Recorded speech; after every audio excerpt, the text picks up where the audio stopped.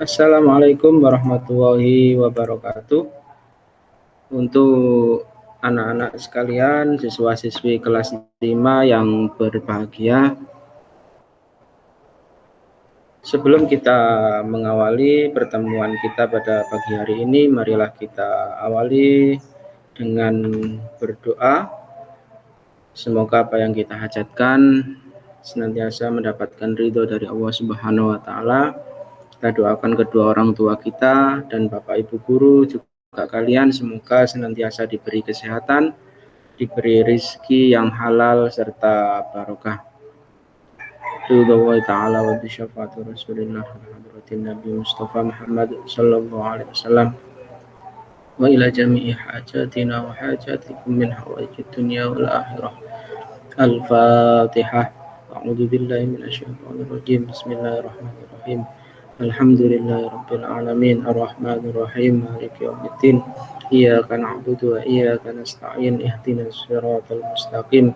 Siratal ladzina an'amta 'alaihim ghairil maghdubi 'alaihim waladdallin. Rabbighfirli wa liwalidayya amin. Bismillahirrahmanirrahim. Rabbi zidni ilma warzuqni fahma. Qala rabbi shrah li sadri wa yassir li amri wahlul 'uqdatam min lisani yafqahu qawli bi rahmatika ya arhamar rahimin. Anak-anak, sebelum kegiatan belajar kita lakukan pada pagi hari ini, usahakan anak-anak sudah melakukan sholat duha. Meskipun hukumnya sunnah, tetapi kalau dibiasakan insya Allah nanti sholat duha ini bermanfaat bagi anak-anak semua. Baik, untuk pagi hari ini kita akan belajar tentang fikih. Jadi nanti materi kita yang pertama adalah kurban. Kurban atau dalam bahasa Arab disebut udhiyah. Apa sih kurban itu? Pasti kalian sudah pernah menyimak atau sudah pernah melihat, sudah pernah mendengarkan. Biasanya kalau ada orang kurban itu menyembelih apa saja. Misalkan yang sering itu sapi, kambing, domba. Kalau unta kalian mungkin tidak pernah lihat. Karena kalau unta itu biasanya di Arab. Sementara kalau di Indonesia umumnya biasanya adalah sapi dan kambing atau domba.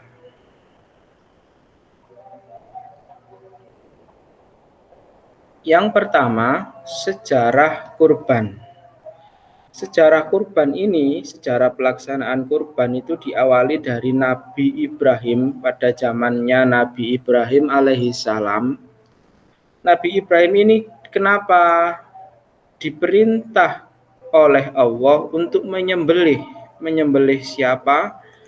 Menyembelih Nabi Ismail. Nabi Ibrahim ini punya anak yang sangat disayangi. Tetapi oleh Allah, anak tersebut disuruh menyembelih. Karena Nabi Ibrahim ini orang yang sangat taat kepada Allah, tidak pernah membangkang, tidak pernah menolak, tidak mau jika diperintah oleh Allah, maka Nabi Ibrahim bersedia menyembelih Nabi Ismail.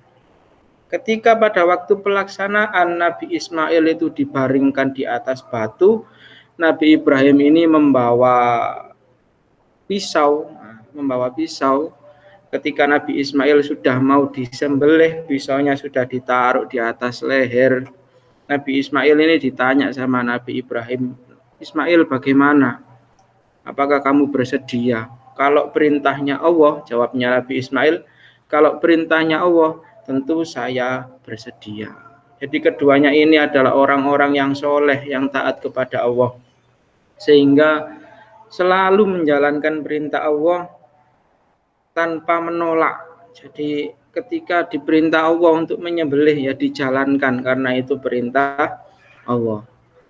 Selanjutnya tetapi kemudian apa yang terjadi ketika Nabi Ismail ini sudah siap untuk disembelih, pisaunya sudah mau dijalankan, digantilah Nabi Ismail dengan seekor domba dari surga. Jadi ada malaikat yang membawa domba dari surga, kemudian Nabi Ismail diganti, dipindahkan, dan yang disembelih itu akhirnya adalah seekor domba. Nah, ini sebagai contoh, sebagai dasar sejarah adanya ibadah kurban. Jadi dari kisahnya Nabi Ibrahim dan Nabi Ismail ini sehingga menjadi contoh sampai sekarang tentang ibadah kurban. Jadi dulu yang disembelih itu domba contohnya, tapi sekarang sudah berubah menjadi kambing, terus sapi, unta. Nah, begitu anak-anak. Selanjutnya pengertian kurban yang pertama, kurban itu artinya mendekat. Jadi kurban artinya mendekat. Mendekat kepada siapa? Mendekatkan diri kepada Allah Subhanahu wa Ta'ala. Jadi orang yang berkurban tujuannya adalah mendekatkan diri kepada Allah Subhanahu wa Ta'ala. Tidak ada tujuan lain, sehingga misalkan contoh aku kurban biar dilihat tetangga, biar dilihat temanku. Nah, itu sudah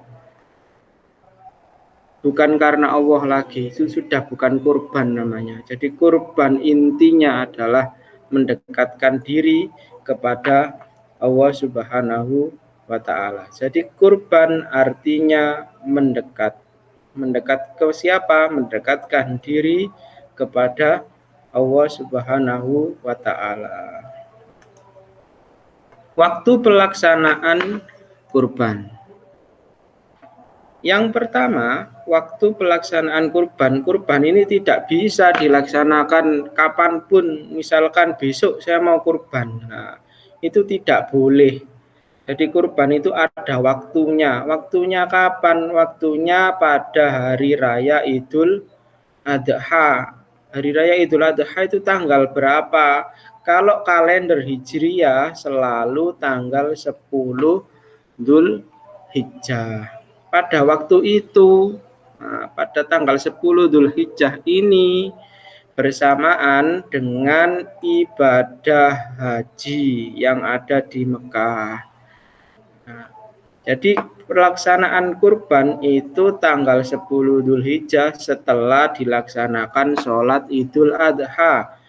Dan ketika itu di Mekah sedang ada ibadah haji. Kemudian ditambah lagi kurban itu boleh dilaksanakan itu pada hari tasyrik. Hari tasyrik tanggal 11, 12, 13 Dzul Hijjah. Berarti setelah tanggal 10 ditambahi 3 hari. Tanggal 11, 12, 13 Dzul Hijjah. Khusus tanggal 13 ada yang mengatakan sebelum matahari tergelincir atau sebelum zuhur. Jadi ini tanggalnya, tanggal pelaksanaan kurban. Misalkan contoh Zami, kurban pas hari raya Idul Fitri, boleh apa tidak? Ya tidak boleh, karena tidak pas dengan tanggalnya. Berarti kalau misalkan ada orang menyembelih hewan kurban, menyembelih kambing atau sapi, selain tanggal ini, selain tanggal 10 sampai 13 Dzulhijjah, maka itu bukan disebut kurban. Boleh mungkin akikoh atau sedekah biasa, bancaan, nah itu boleh. Jadi kalau memang pengen melaksanakan kurban maka harus pas tanggalnya, tanggal 10 pada hari raya Idul Adha, kemudian 3 hari setelah hari raya Idul Adha.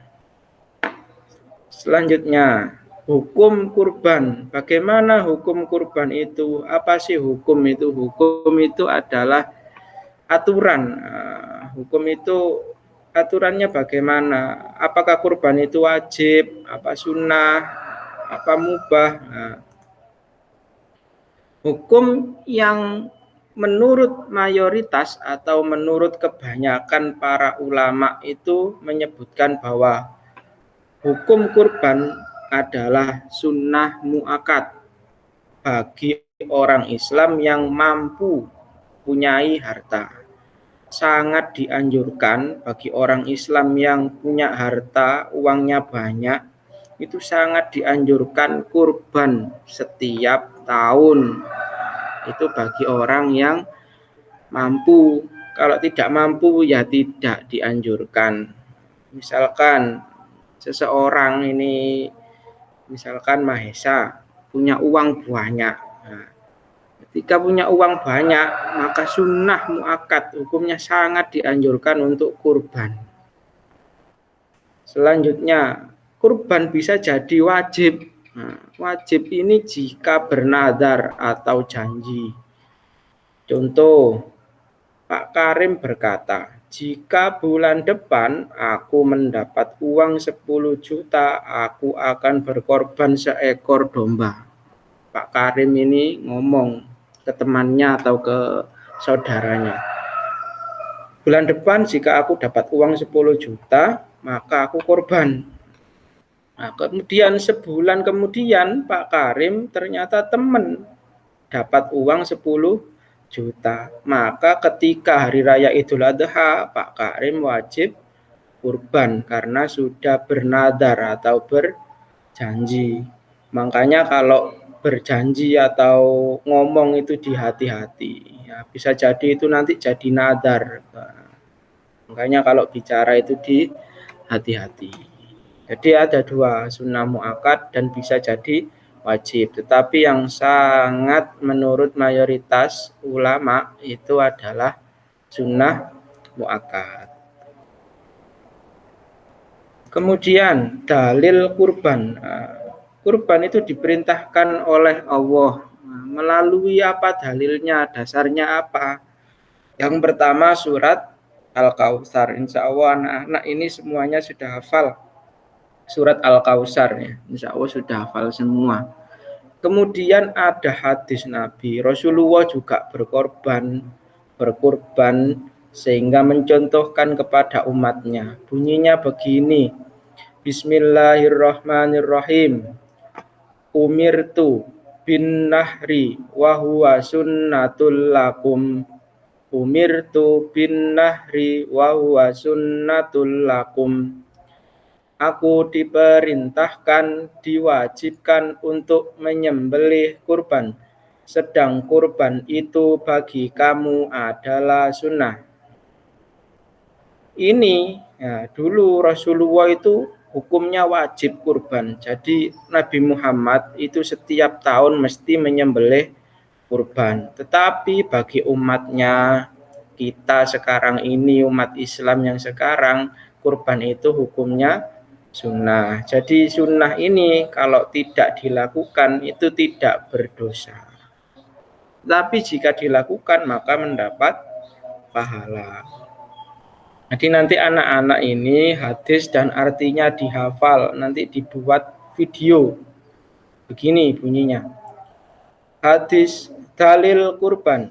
Dalil kurban. Rasulullah Shallallahu alaihi wasallam bersabda, Umirtu bin nahri wa huwa sunnatul lakum. Aku diperintahkan, diwajibkan untuk menyembelih kurban, sedang kurban itu bagi kamu adalah sunnah. Hadis riwayat At-Tirmidzi. Jadi begitu. Contoh lagi.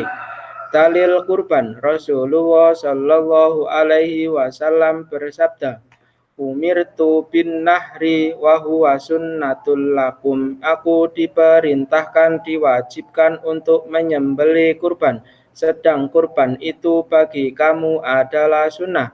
Hadis riwayat At-Tirmidzi.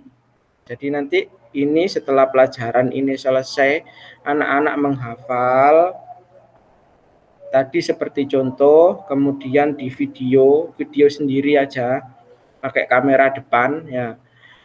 Kemudian dikirim ke WA. Jadi seperti itu. Selanjutnya yang terakhir sebelum kita tutup videonya, pembelajarannya untuk materi fikih kita tutup. Nah, anak-anak dikerjakan halaman 5. Ini halaman 5, ada 5 soal. Anak-anak dikerjakan boleh di LKS atau di buku tulis. Kemudian kalau sudah selesai difoto dan dikirim ke WA. Dikerjakan sendiri, tidak usah ngerepoti ibunya ya. Dikerjakan sendiri, belajar sendiri, dibuka semuanya, jawabannya sudah ada di LKS. Atau bisa disimak tadi video dari awal, insya Allah semua jawabannya sudah ada. Baik anak-anak, terima kasih ya. Sebelum kita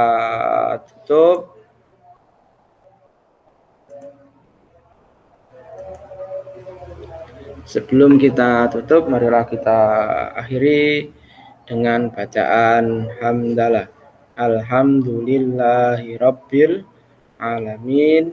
Silakan dikerjakan tugasnya. Saya akhiri. Wassalamualaikum warahmatullahi wabarakatuh.